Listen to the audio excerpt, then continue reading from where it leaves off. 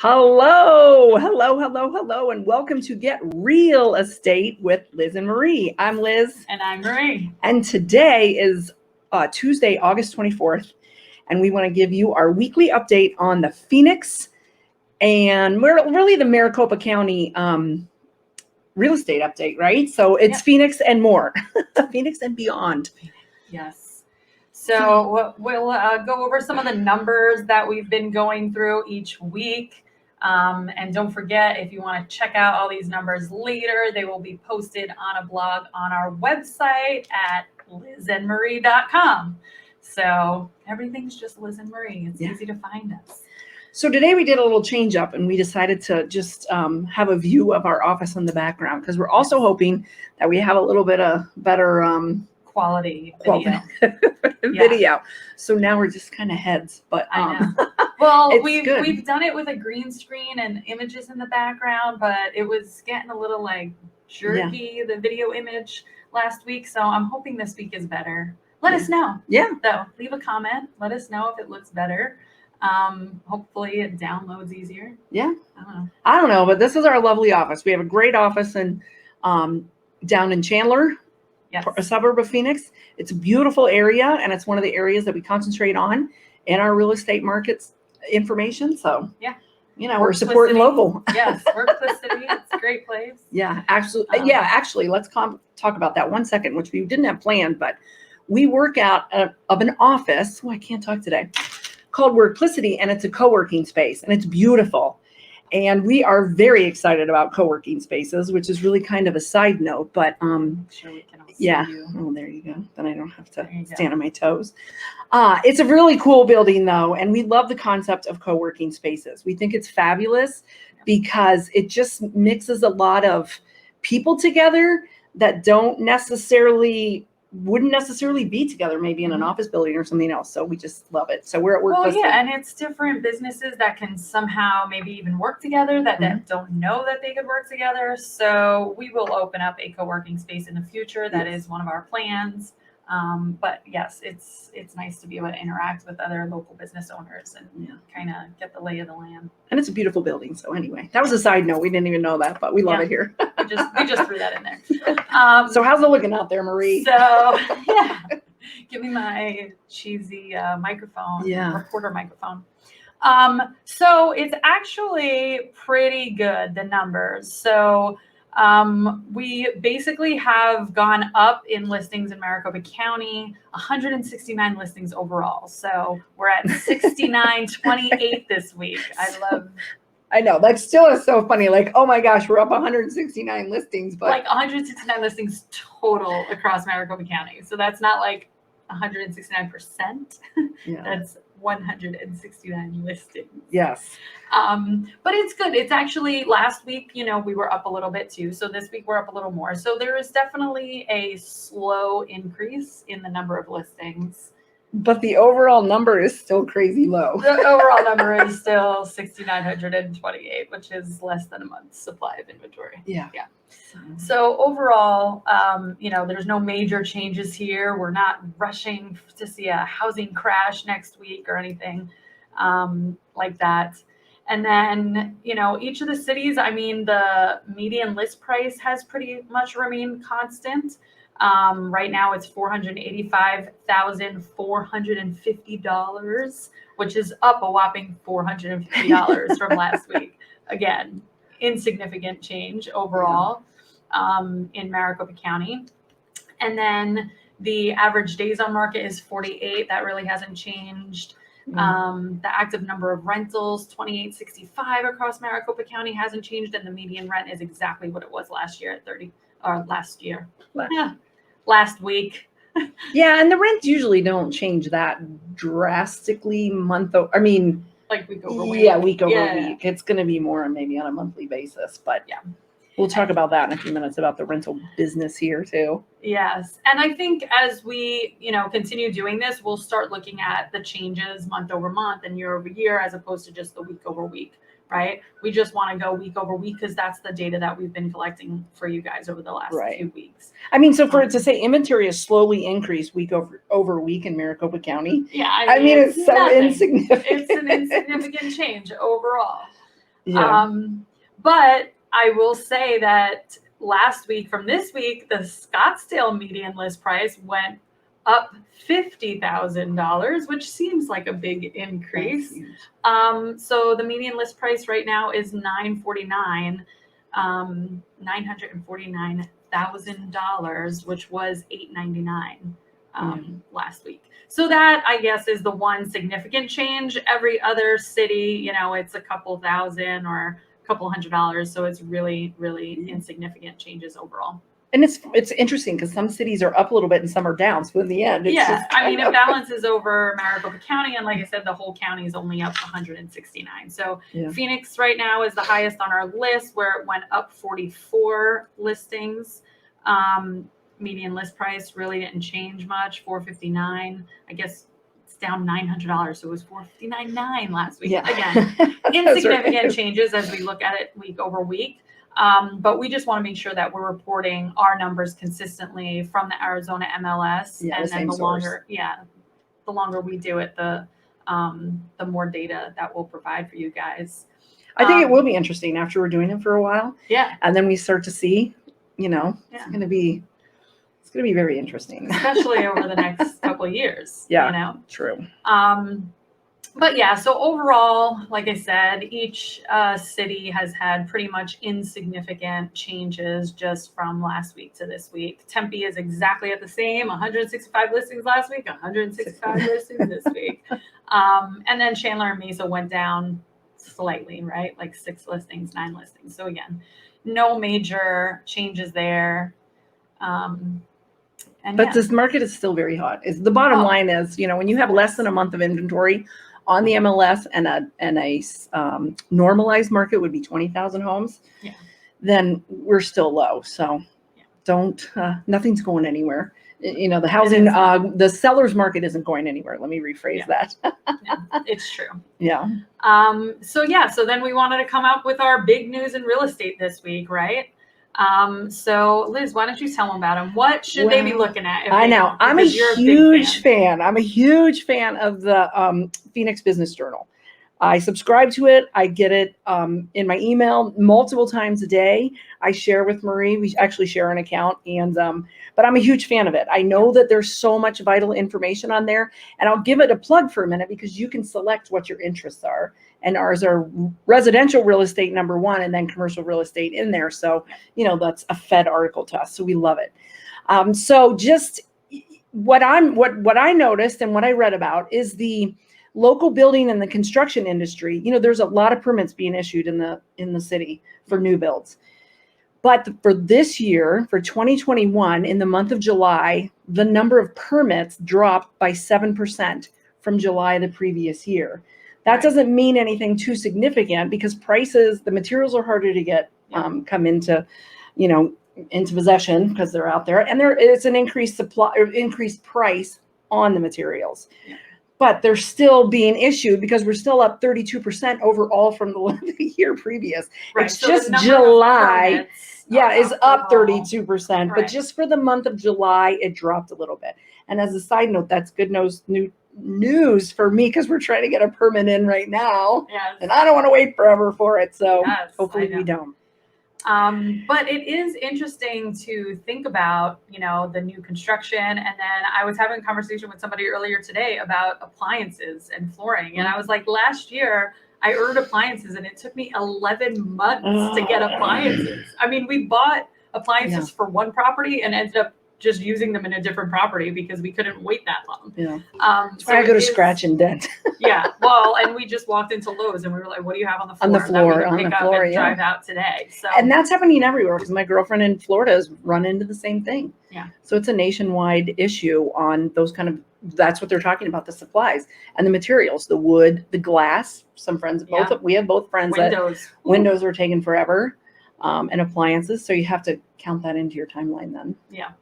No, it's crazy. Somebody actually told me the wait on windows that they got quoted was 24 weeks. And I was like, wait a minute, there's 52 weeks in a year. That's almost half a year. So like a 6-month wait on windows. That's just I know. And I'm getting ready to order some windows and my guy says he doesn't have a problem. So I guess it's also who you know and what you're doing.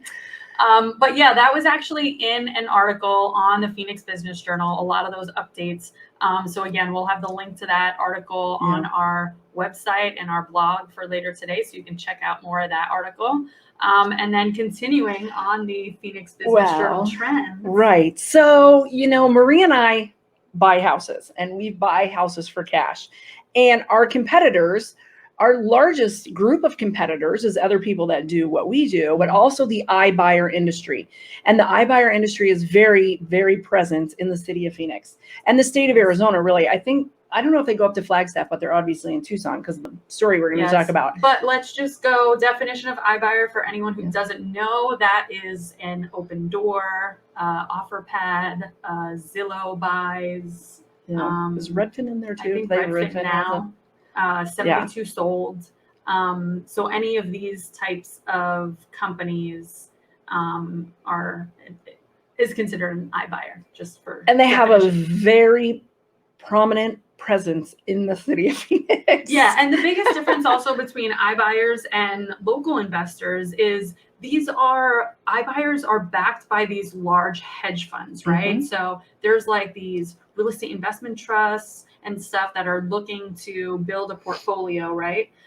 So sometimes they have really small margins. They only have to give their investors a 4%, 5% return. Well, and that's all they even want on the house. And then overall, when they're doing it, they're even giving a bigger a return, because it's not just one house.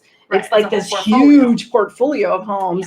Yeah. And they can do that. So it's interesting because they offer you a quick offer online, and they just have a little algorithm. They'll shoot out what they think your property's worth. So it depends if you want to use them or not. But we just thought this article was interesting because it talks about iBuyers activity in the Valley and over the country overall. So Memphis is number one. Memphis, Tennessee. Number one for the most sales percentage that go to iBuyers. And Phoenix is fourth. And Tucson is sixth. And there's some cities and states that don't even have iBuyers. So when I've talked to some of my friends, they're like, I don't even know what you're talking about. Yeah, they're like, I don't know. Like in Chicago, right? She was like, I don't know, there's not a lot of iBuyers. Yeah, down in my friends up in the mountains, and I don't think they're in Denver. I don't know if they're in Denver, but I don't remember right now. But they were just like, we don't even have that as an issue here. But the point being is they are driving a lot of the market because they can come in, they can close fast, they'll pay cash. As before, they were more in the model sometimes of a fix and flip too. And now they'll just take on the house the way that it is. So that is hold them, right. Mm-hmm. So I think that's the biggest difference, right? So they were very similar model to a lot of fix and flip investors, where they're offering you 70% of your value because they know that they're going to go in, do some repairs, and then sell it. Where they've kind of changed their model, and now the iBuyers are starting to really do more buy and holds. Right, they're putting them in large trusts that are rentals. Yeah, they're building a rental portfolio, so they are willing to pay sometimes market value or even above market value for a house that they can put into their rental portfolio. Yeah. So it is interesting to see their model change, and some of those cities that they're buying in across the country. So Memphis, Tennessee is number one, but Phoenix is fourth, right up there.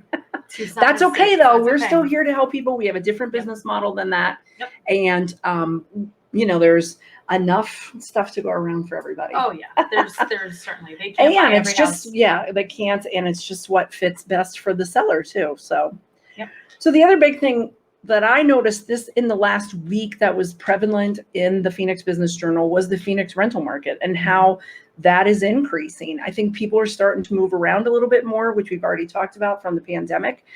And our rental has increased 21%, but that could go back to what we just talked about in the previous story just a second ago, is that if these iBuyers are buying so many houses and then putting them up as rentals, then it's increasing the number of rentals available. And there's more renters moving to Maricopa County into the Phoenix area. So yeah, no, this is another interesting article on the rental market. So it talks about the number of renters and renters moving in, but it also talks about how much construction, is going on in the Valley for apartments. Yeah, because one article was talking about the increase in number of renters and the people moving here. And then the next article was talking about, are we building too many rentals here? And I laughed about that, but they're not. I mean, these are nice luxury apartments. They have concierge, they have laundry room, facilities, dry cleaning facilities, all kinds of workout, just really nice things within these new places that they're building. And that's appealing to people. So it's appealing to me about now because I don't have to take care of the landscaping speaking of anymore. laundry, my sister was just telling me that at the University of Tampa, where my godson goes to school, they have a laundry service, and I think it costs like $450 for the semester or something. But they come and pick up your laundry like every couple weeks, and like they pick it up on Monday and give it back to you on Thursday or something. I'm like, that would have been awesome when I was in college. I know. So think about that. So if you get used to that in college, then you're looking for that type of place that has that same thing to fulfill that need when you get out of college. You're like, well, now I'm not going to do my laundry. Right. Yeah. So interesting. That's good. Definitely first world problems. Well, and that's like, just as a side note to that, Marie just found out about Instacart a few weeks ago that somebody will grocery shop for you, bring your groceries, bring them to your house. I mean, I knew that Fry's had like the drive up, where they would bring it to my car, but the fact that they bring it to your house, I don't know. Yeah, next they'll start putting it away. I know. We talked about last night. So anyway, the bottom line is too, the Phoenix real estate market is still good. Mm-hmm. When we talk about the number of houses on the market increasing a little bit, and then you might hear, oh, the market is cooling. This is a seasonal cool down too. I mean, the spring is always the hottest time of the year. Yeah. But last year, interestingly enough, because of the pandemic, spring was not the seasonal high. The seasonal high ended up in the fall because of the pandemic. So this year it's just switching back to what is normal, where the seasonal high was in the spring, and now it's just seasonally cooling down, and will continue to cool down through the holidays usually, and then we'll pick back up. Pick up after the Super Bowl. That's the rule, guys. Yes. After the Super Bowl. Nobody wants to usually move during the holidays. Yeah. So just keep that in mind. So when you hear that, don't panic. It's not, Phoenix isn't going anywhere. Yeah. So, if you are looking to sell a property, if you have a rental you're looking to get rid of or anything like that, you could either give us a call or again, check out our website, lizandmarie.com/save now. That's an awesome opportunity for you to learn how to save $10,000 or more when selling your house. So definitely check us out. And we have a new, really exciting program that we're working on right now. To help landlords out. And we're so excited about that. So we're still building that, and we'll have a lot of information about that in the coming weeks. Yes, we will have a rent to own program. Lots of fun and exciting stuff. Yeah. So on that, we wanted to what's our fun fact for the week? This was so exciting too because I was there. Yes, I know. I think maybe randomly you need to tell the story because you were there, because I did see the pictures of you in your nice little press box. I know. So I had the pleasure and the opportunity to go to the Diamondbacks baseball game last Saturday night. Thank you to my sister-in-law and brother who had won a suite there. And so we had really nice seats. It was really fun. And we got to see Tyler Gilbert pitch a no-hitter. And that in his first game ever. Yeah, his first start in the major leagues. Okay? That hasn't happened he since. He did play in the minor league, so it wasn't like his first game ever, but it was first major league game. And that hasn't happened since 1953. And it's only happened 4 times in the history of baseball history. 4 times. So it was so exciting to be there and to see that how excited the team was and how excited the crowd was and his family. And I'm sure they were wishing they had fireworks. His father ran out on the field and all that stuff. So it was a good game to go to. Yes. It's definitely some of the most exciting news, I think. It would be awesome. Well, your husband played baseball. So he's not professionally or anything like that. We're both big fans, baseball fans. And the article that we're actually going to post the link to shows you how emotional his family was in the stand, and his father in particular, crying. And the fact that he was this is the best part. We were just talking about the pandemic and the housing market. He was working as an electrician last year with his dad to make money because COVID had shut down minor league baseball. And now he's no longer pulling wire, but he's As pitching I a say, no-hitter. his name is in the stars now. It's awesome. Yeah, so it's really exciting. We yeah. love we really, really love our local sports teams. And congratulations Yeah, so to Tyler Gilbert. great. If you're watching, give us a shout, you know? Yeah. Yeah. And if you need a house, let us Yes. know. We do some really, really fancy houses. So if you're a ball player, we can help you out too. Okay, so comment below if you actually watched the no-hitter, whether you were there like Liz or whether you watched it on TV. We want to know that you saw it live happen. We think that it's awesome. And then, like we said before, check out our website, lizandmarie.com/savenow. Yeah. Yay. That's it for this week, right? Yes. Yes, All ma'am. right. So we'll be back next week, probably on a split screen. So we'll be back. Yeah, because I think you're going to be I'm your going to be adventure. away. She has an adventure. I will be heading to Vegas. So I don't know at what point in the day we're going to do this, but we're going to figure it out. Maybe we have to do it earlier in the morning just because before I leave. But we probably won't be together. So you'll see two heads on the screen. Yeah. Or two screens. I don't know. We'll figure that out. Again, that just popped in my head. We had to figure that out today. I know we did that. All right. Well, goodbye. Yeah. Thank you for watching. Round of applause for all of you. Yes, Tyler Gilbert. Round of applause and peace and love for everyone out there. Yep. Stay strong out there. The real estate market's good. All right. See ya. Bye. See you next week. Bye.